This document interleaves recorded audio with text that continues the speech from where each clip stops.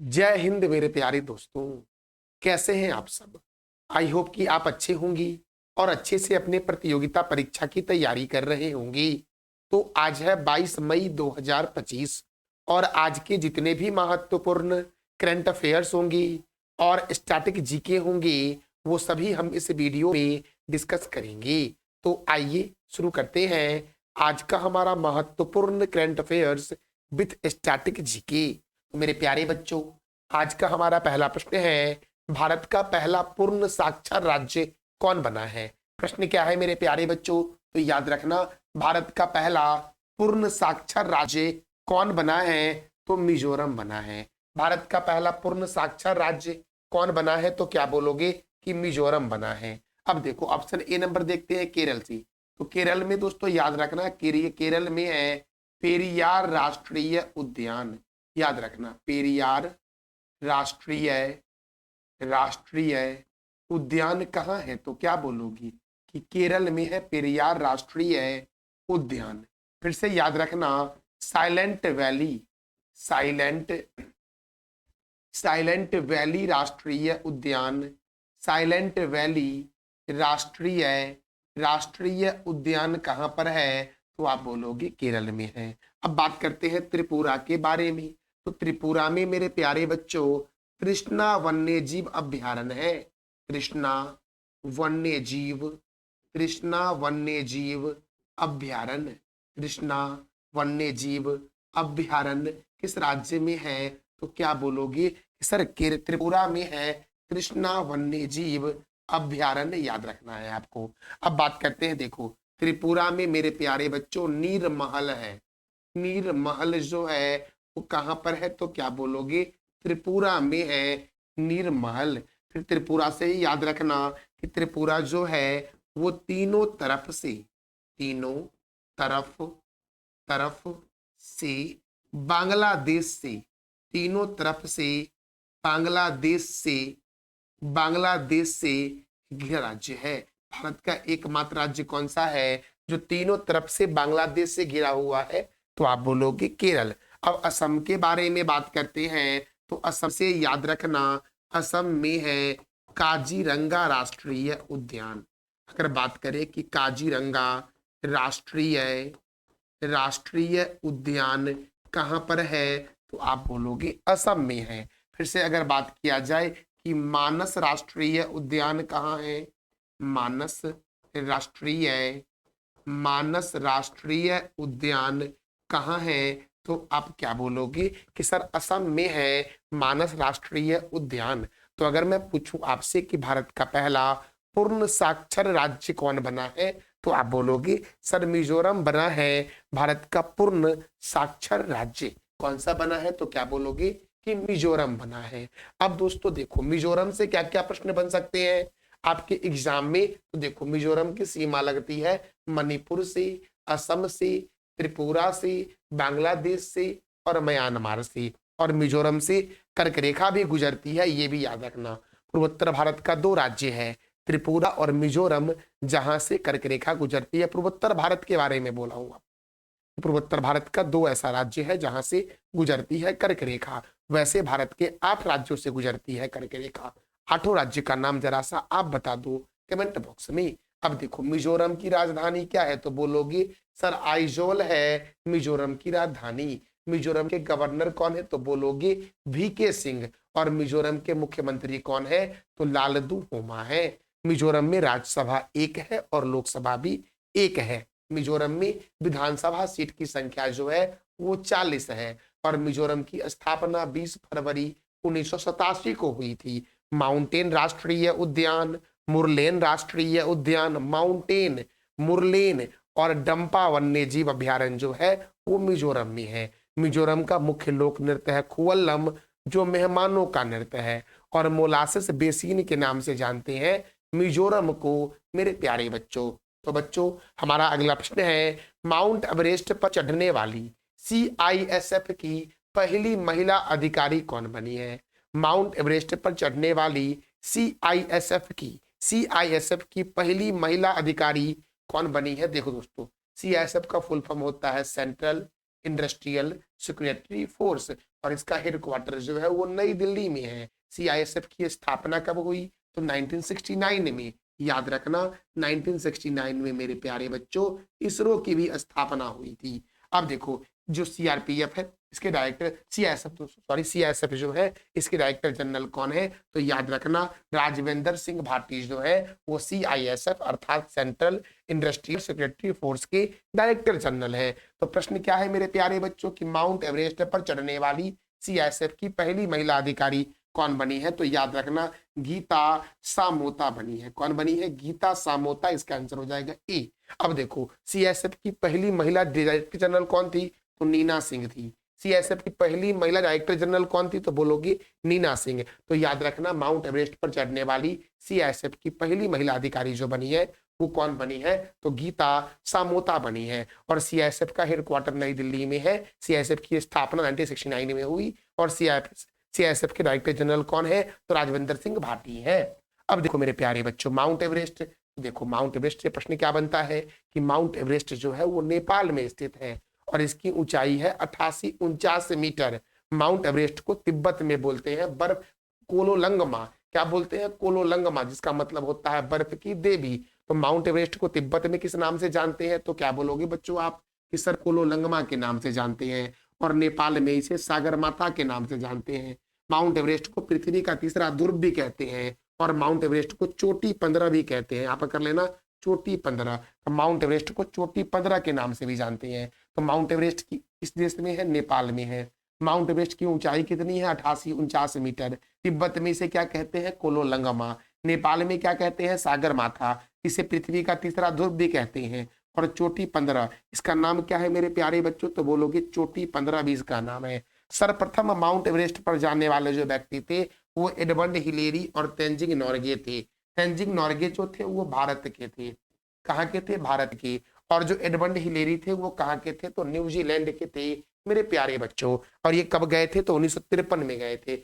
Mount Everest पर सफलतापूर्वक पहली बार चढ़ाई कब की गई? 1953 में की गई थी एडमंड हिलेरी और तेंजिंग नोर्गे के द्वारा। अब देखो प्रथम महिला कौन थी माउंट एवरेस्ट पर जाने वाली? तो बोलोगे जुनको तेवई। और जौ से जुनको, तो जौ से जापान भी याद रखना कि जुनको तेवई जो थी वो जापान की थी। और कब गई थी? 1975 में गई थी। प्रथम भारतीय महिला कौन थी माउंट एवरेस्ट पर जाने वाली? तो बिछंदरी पाल थी जो 1984 में गई थी। और सर्वाधिक बार माउंट एवरेस्ट पर जाने वाले कौन है? तो कामी रीता शेरपा है मेरे प्यारे बच्चों। तो ये मैंने बताया माउंट एवरेस्ट के बारे में। और मैंने ये भी बताया आपको कि माउंट एवरेस्ट पर चढ़ने वाली सीआईएसएफ की पहली महिला अधिकारी कौन बनी है? गीता सामोता बनी है। फिर से मैंने ये भी बताया आपको कि सीआईएसएफ का फुल फॉर्म होता है सेंट्रल इंडस्ट्रियल सिक्योरिटी फोर्स, जिसकी पहली महिला अध्यक्ष बनी थी नीना सिंह मेरे प्यारे बच्चों। और सीआईएसएफ की स्थापना कब हुई? तो बोलोगे 1969 को हुई सर। हाल ही में किस देश ने कंबोडिया के साथ सैन्य संबंध को बढ़ावा देने हेतु, हाल ही में ऐसा कौन सा देश है जिसने कंबोडिया के साथ सैन्य संबंधों को बढ़ावा देने हेतु गोल्डन ड्रैगन 2025 लॉन्च किया है? तो गोल्डन ड्रैगन 2025 अभ्यास जो लॉन्च किया है वो भारत और चीन ने वो चीन और कंबोडिया ने किया है। अब देखो किसने किया है? चीन और कंबोडिया ने सैन्य संबंधों को बढ़ावा देने के लिए। तो चीन में दोस्तों याद रखना चीन की राजधानी बीजिंग है और बीजिंग में एससीओ का हेडक्वार्टर है। चीन की राजधानी क्या है? बीजिंग।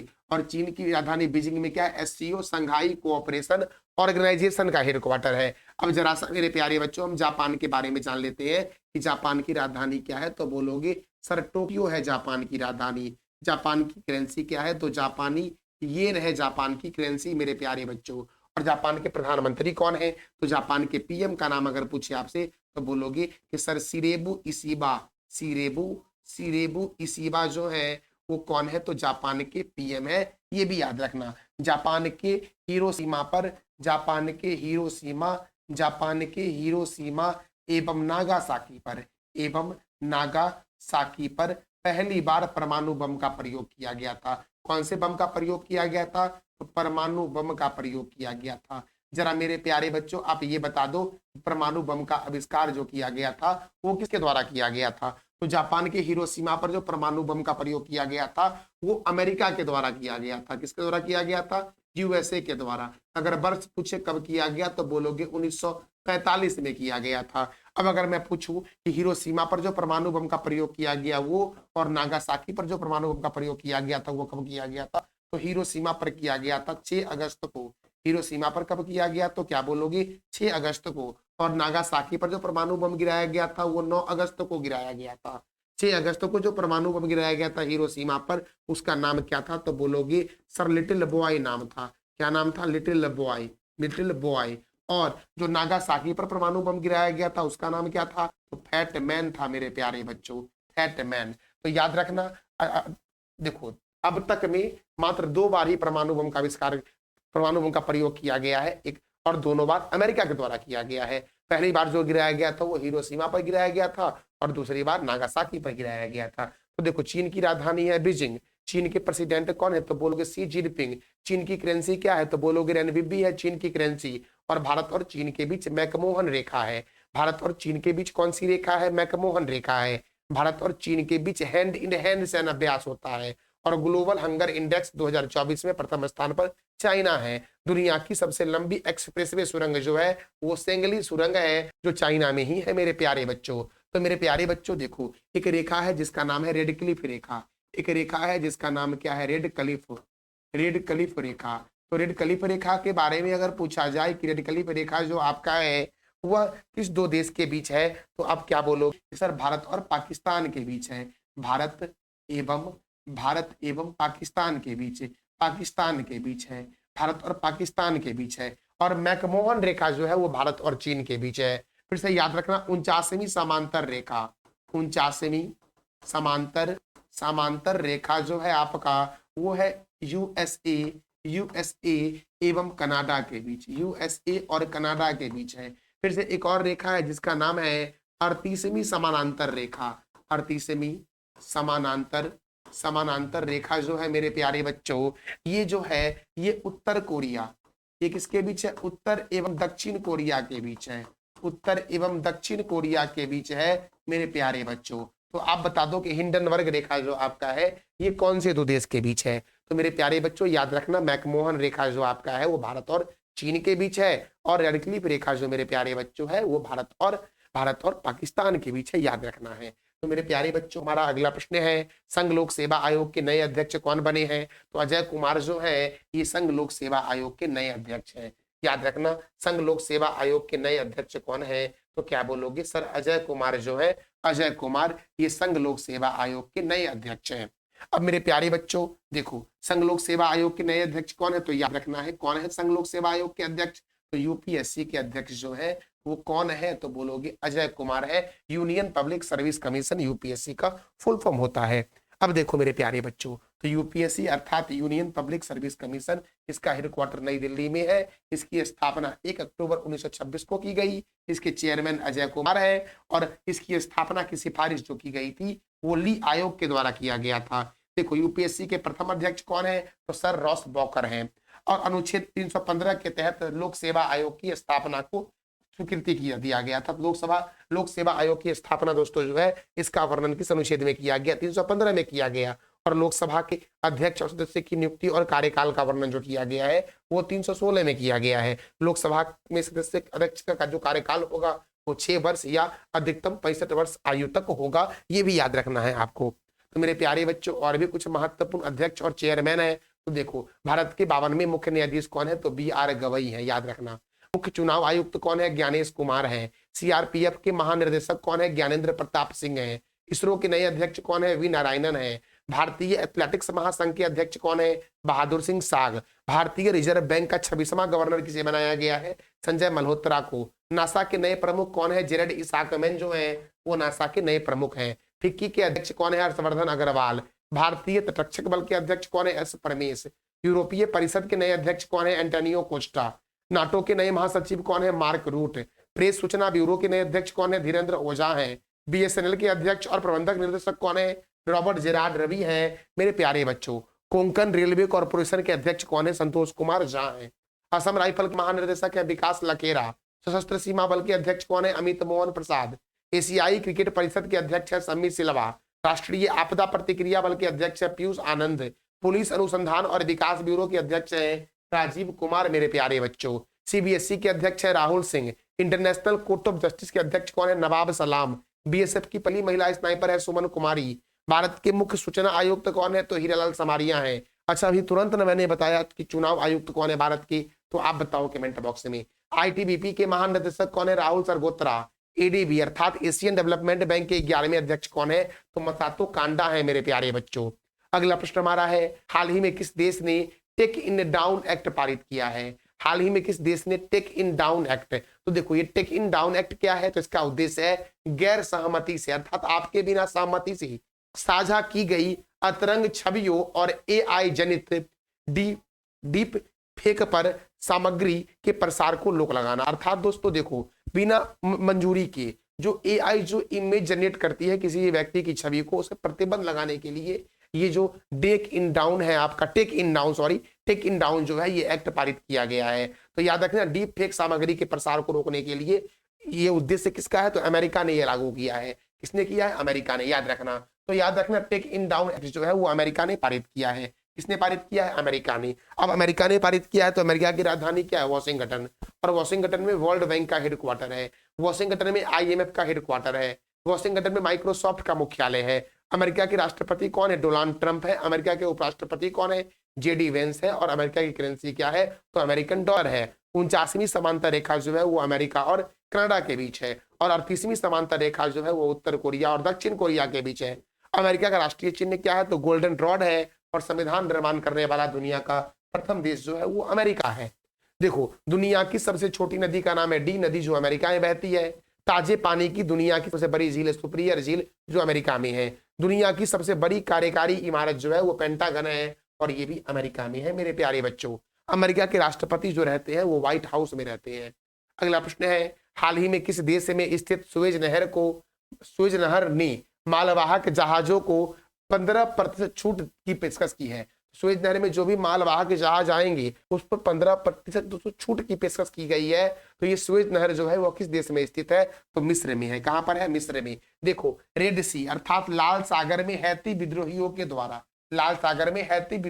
द्वारा ड्रोन और मिसाइल हमलों के कारण सुरक्षा संकट बना हुआ है, और इस वजह से कई बड़े जहाज जो है वो सुएज नहर से न होकर के अफ्रीका की ओर से घूमते हुए घुमावदार लंबा रास्ता अर्थात केप ऑफ गुड होप होते हुए जा रहे हैं। जो लंबा और महंगा तो है, लेकिन जो रास्ता जो है यह ज्यादा सुरक्षित माना जा रहा है। सुएज नहर में मालवाहक जहाज की कमी हुई है, इस कारण से जो सुएज नहर दोस्त आपका है उसमें जो भी जहाज जाएगी उस पर 15% की छूट की पेशकश की गई है। तो याद रखना, ये सुएज नहर जो है ये मिस्र में स्थित है। अब मिस्र में है तो मिस्र की राजधानी है काहिरा। मिस्र के प्रेसिडेंट कौन है? अब्दुल फतेह अल सीसी। और मिस्र की करेंसी है इजिप्टियन पाउंड।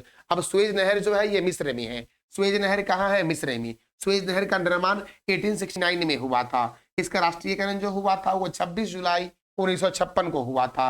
विश्व की सबसे बड़ी कृत्रिम नहर का नाम है सुएज नहर, और सुएज नहर जो है ये भूमध्य सागर को लाल सागर से जोड़ती है। ये भी आपको याद रखना है, भूमध्य सागर को लाल सागर से कौन जोड़ता है? तो सुएज नहर जोड़ता है। अगला प्रश्न है, विश्व हाइड्रोजन शिखर सम्मेलन 2025 का आयोजन कहाँ हुआ? तो विश्व हाइड्रोजन शिखर सम्मेलन 2025 का आयोजन हुआ है वो रोटरडैम में हुआ है। कहाँ हुआ है?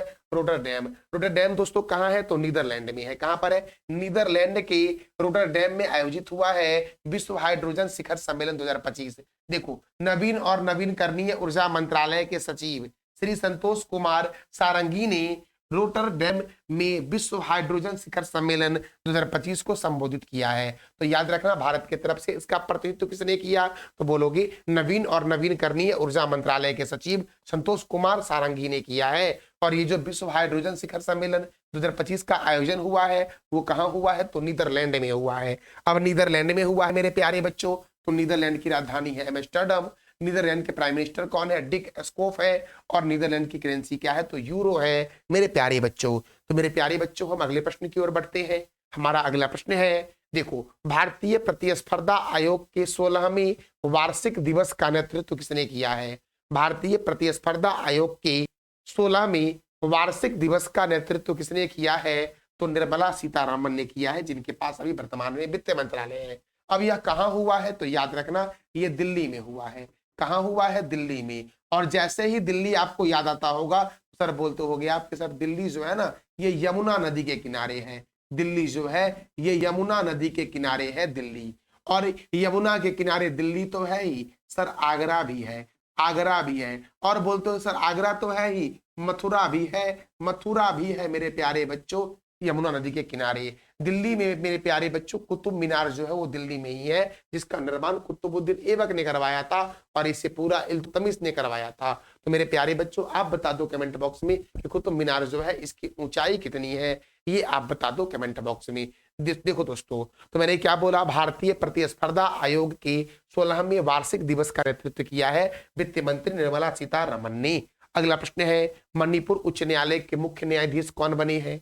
तो मणिपुर उच्च न्यायालय के मुख्य न्यायाधीश कौन बने हैं? तो याद रखना कैंपबैया सोमशेखर। कैंपबैया सोमशेखर जो है वो मणिपुर उच्च न्यायालय के मुख्य न्यायाधीश बने। कौन बने हैं? कैंपबैया सोमशेखर जो है ये मणिपुर उच्च न्यायालय के मुख्य न्यायाधीश बने हैं। अगर मैं बोलूं पटना उच्च न्यायालय के मुख्य न्यायाधीश कौन है, अगर मैं बोलूं पटना उच्च न्यायालय के मुख्य न्यायाधीश कौन है, तो बोलोगे कृष्णन विनोद चंद्रन मेरे प्यारे बच्चों। अगर मैं बोलूं भारत के सर्वोच्च न्यायालय के मुख्य न्यायाधीश कौन है, तो आप बोलोगे भूषण रामकृष्ण गवई। कौन है? भूषण रामकृष्ण गवई। अगर मैं बोलूं दिल्ली उच्च न्यायालय के मुख्य न्यायाधीश कौन है, तो बोलोगे देवेंद्र कुमार उपाध्याय मेरे प्यारे बच्चों दिल्ली उच्च न्यायालय के मुख्य न्यायाधीश हैं। तो याद रखना मणिपुर उच्च न्यायालय के मुख्य न्यायाधीश कौन बने हैं? कैंपबैया सोमशेखर बने हैं। फिर से पटना के कौन है? कृष्णन विनोद चंद्रन है। भूषण रामकृष्ण गवई जो है ये भारत के सर्वोच्च न्यायालय के मुख्य न्यायाधीश हैं। और देवेंद्र कुमार उपाध्याय जो है वो दिल्ली उच्च न्यायालय के मुख्य न्यायाधीश है मेरे प्यारे बच्चों।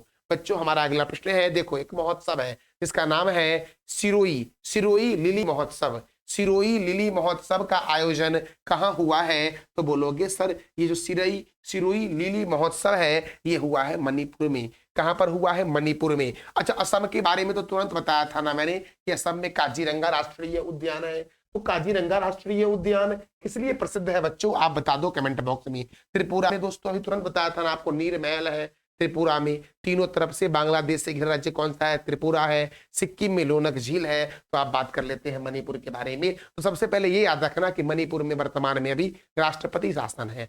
और मणिपुर के मुख्यमंत्री कौन है? तो मणिपुर के मुख्यमंत्री दोस्तों एन बीरेन सिंह थे। और यहाँ पर अभी क्या है? तो राष्ट्रपति शासन लागू है। और मणिपुर की राजधानी क्या है? इम्फाल। मणिपुर के गवर्नर है अजय कुमार भल्ला। मणिपुर में राज्यसभा 1 है, लोकसभा 2 है। मणिपुर की स्थापना 21 जनवरी 1972 को हुई। और मणिपुर में विधानसभा सीट जो है वो 60 है। देखो मणिपुर में, मेघालय में, त्रिपुरा में, अरुणाचल प्रदेश में और नागालैंड में विधानसभा सीटों की संख्या 60 है। मणिपुर में झील है लोकटक झील। पुदू दर्रा जो भारत और म्यांमार को जोड़ती है मणिपुर में है। किबुल लामजाओ राष्ट्रीय उद्यान विश्व का एकमात्र तैरता हुआ राष्ट्रीय उद्यान है जो लोकटक झील पर स्थित है, ये भी याद रखना आपको है। और ये जो किबुल लामजाओ राष्ट्रीय उद्यान है इसे 1977 में राष्ट्रीय पार्क बनाया गया था। सिरोही राष्ट्रीय उद्यान कहाँ है? तो बोलोगे मणिपुर में है सिरोही राष्ट्रीय उद्यान मेरे प्यारे बच्चों। तो बच्चों ये था हमारा आज का महत्वपूर्ण करंट अफेयर्स। कल मैंने आपसे 3 प्रश्न किया था कि आसियान का मुख्यालय कहाँ है? तो बोलोगे जकार्ता में। संतोष ट्रॉफी का संबंध किस खेल से है? फुटबॉल से है। और केंद्रीय चावल अनुसंधान संस्थान कहाँ है? तो आप बोलोगे सर कटक में है केंद्रीय चावल अनुसंधान संस्थान। हमारा आज का 3 प्रश्न है जिसका जवाब देना है कमेंट बॉक्स में आपको कि विश्व की सबसे बड़ी कृत्रिम नहर कौन सी है। याद रखना विश्व की सबसे बड़ी कृत्रिम नहर कौन सी है? कृत्रिम नहर कौन सी है? कृत्रिम नहर कौन सी है ये बताना है कमेंट बॉक्स में। लोकटक झील कहाँ स्थित है? और ताजे पानी की सबसे बड़ी झील कौन सी है? तो इस तीनों प्रश्न का जवाब देना है कमेंट बॉक्स में। ताजे पानी की सबसे बड़ी झील विश्व में कौन है और भारत में कौन है, ये दोनों बातें आपको बतानी है कमेंट बॉक्स में मेरे प्यारे बच्चों। अब जरा सा हम कल के करंट अफेयर्स को रिवीजन कर लेते हैं। आतंकवाद विरोधी दिवस 21 मई को मनाया जाता है। हाल ही में किस राज्य में सरकारी स्कूल में नामांकनों में सर्वाधिक गिरावट देखी गई है? उत्तर प्रदेश। ऑपरेशन ओलिविया के तहत भारतीय तटरक्षक बल ने किस राज्य के गहीरमाथा समुद्री तट के पास 6.98 लाख ओरिब रिडले कछुआ की सुरक्षा की है? तो ओडिशा। अच्छा मेरे प्यारे बच्चों, भारतीय तटरक्षक बल की स्थापना कब हुई थी? इसका जवाब दे दो आप कमेंट बॉक्स में। SAFF अंडर 19 चैंपियनशिप का खिताब भारत ने जीता। उपविजेता बांग्लादेश था। विश्व दूरसंचार और सूचना समाज दिवस 17 अप्रैल को मनाया जाता है। हाल ही में किस देश में फ्लोरेंस द्वीप पर स्थित माउंट लोबोटोबी लाकी ज्वालामुखी में विस्फोट हुआ है? तो इंडोनेशिया। भारत में ने ड्रोन हमलों से निपटने हेतु किस रक्षा प्रणाली का सफल परीक्षण किया है? तो भागवस्त्र। हाल ही में किस राज्य ने तेरा तुझको अर्पण नामक पोर्टल लॉन्च किया? गुजरात। पूर्वोत्तर भारत के किस राज्य में एकीकृत एक्वा पार्क की स्थापना की गई है? त्रिपुरा में मेरे प्यारे बच्चों। देखो, हाल ही में किसने मिस वर्ल्ड स्पोर्ट्स चैलेंज जीता है? तो एलजी रडेमा ने जीता है मेरे प्यारे बच्चों। तो ये था हमारा आज का महत्वपूर्ण current affairs with static GK. मेरे प्यारे बच्चों, इस वीडियो का पीडीएफ आपको टेलीग्राम पर मिलेगा, जिसका लिंक वीडियो के डिस्क्रिप्शन बॉक्स में है। Thank you so much.